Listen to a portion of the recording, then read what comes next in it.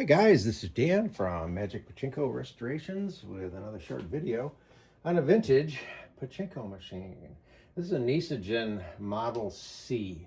I think this is the last version of the machines before they went to the video screens and the auto shooters and all that sort of stuff. I think this is a 77, 76, 77, somewhere in that area. The Showa years covered up by the ball return piece there. This had a full restoration done to it. These are pretty cool. I like Model Cs. I like the layout of the guts. By squeezing on these little white pieces here, the whole guts assembly comes off. You can take it all apart, and the nice thing about it is that all of these pieces here, all through the whole system, can only go in one spot, which is kind of nice. And most of the screw lengths are common, and so on and so forth. So they're really a pleasure to work on, and they're quite often very colorful, very nice attractions. This one has a foul ball where if it goes over and too hard, instead of bouncing back, it drops down and comes back, and you get to shoot it again. So I've said this before, and I'll say it again. Pachinko machines will work when they are clean. They do not need any kind of lubrication. With that said, they also need to be resistance-free, absolutely resistance-free. So if you are planning on taking your pachinko machine apart and cleaning it and rebuilding it, very strong suggestion, as you rebuild the machine, start to test all of the moving parts. For example, your seesaw here should tip back and forth with no resistance at all. The paper clip, which is plastic on this particular machine, that should go up and down. This should move. The jackpot arm, all of this stuff should move with no resistance whatsoever. So when I first put this machine back together again, the seesaw wasn't tipping consistently, and I just kept looking at it and looking at it, and ultimately it was just that this stuff wasn't quite set exactly right. So you loosen up the pivots, you wiggle, you make sure everything's in the right spot. Actually, this little piece of brass here that rides up and down, I think was the sticking point. It was rubbing. So you just have to make sure everything moves with no resistance at all. Now, most of the Model Cs should have had a cover here to protect the mechanism. My guess is in the parlors, the techs took them off so they could easily get at this sort of stuff. It's not a big deal. It's just a dust cover. Everything else is the same on this. The ball dump on these is a little bit different.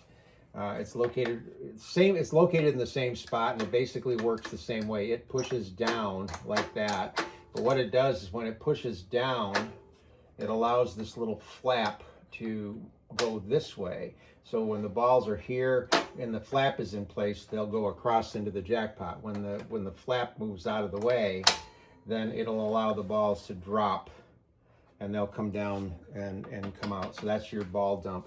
So when you first get the machine, you want to make sure that this piece right here isn't movable. If this is down, then, in other words, it could be tipped back like that. So you just want to make sure that it's vertical and locked in place. Then you know the balls are going to travel the way they should. So once you've checked that, you want to take your power supply that comes with the machine, plug it in, and plug it into the pigtail. And when you do that, you'll notice that this light comes on and stays on. That's the ball out light. And that light is determined by this micro switch right here. So when that gets pushed down, the light goes off. When it's up, the light is on, okay? So when you start to fill this tray with balls, eventually they back up. The weight of the balls will push this whole unit down and turn off the switch. If you notice down here, it's also a moving mechanism down here. And what that's doing is that's lifting the gate in the front of the machine, which allows the player to actually be able to launch balls. So, as always, you just start with a handful. Because if you did forget to set the ball dump, you're only going to have a handful on the floor now, rather than 500.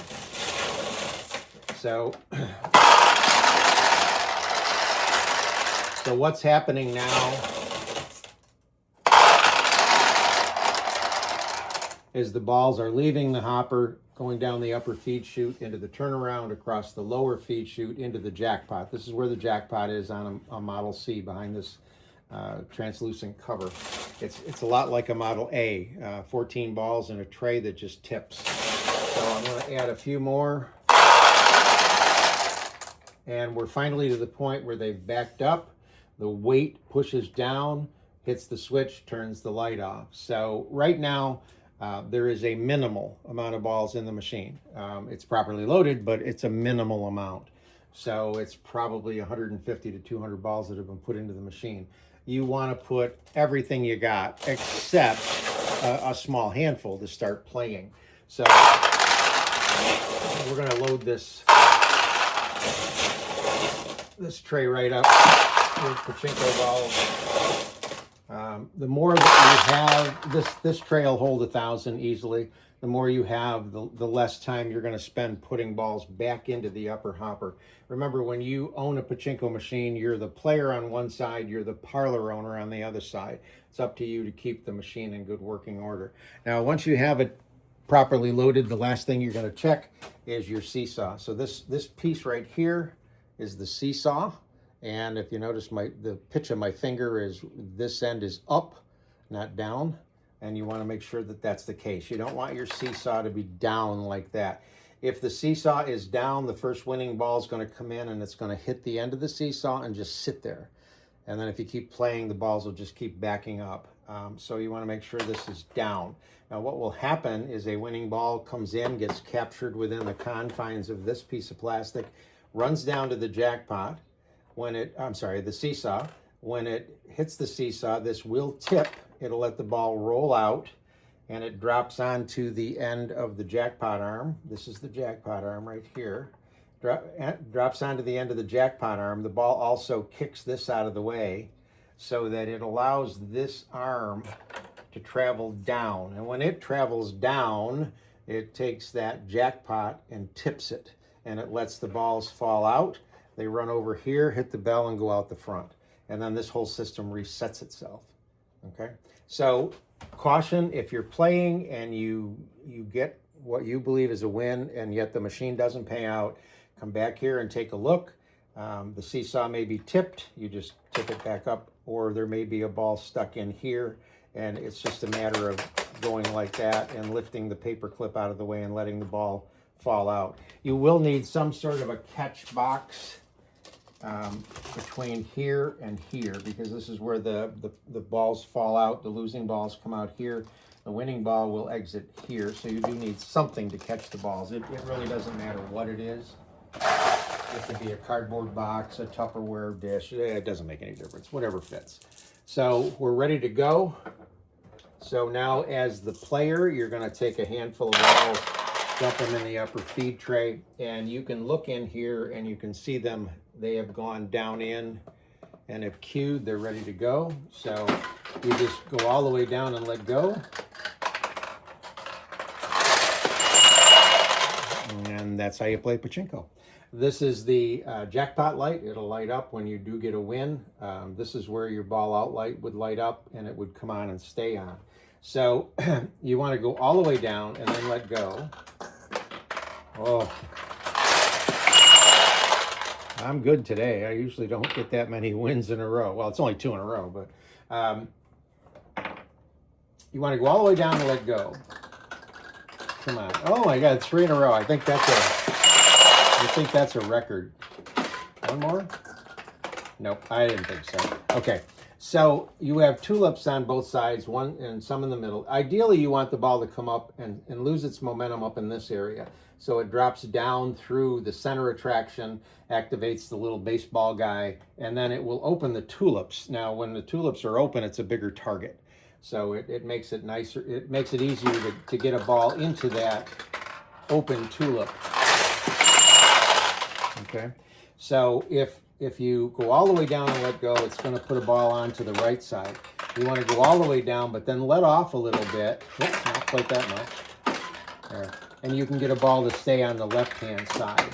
So depending on which tulips are open, that'll kind of determine how much pressure you put on your launch on it.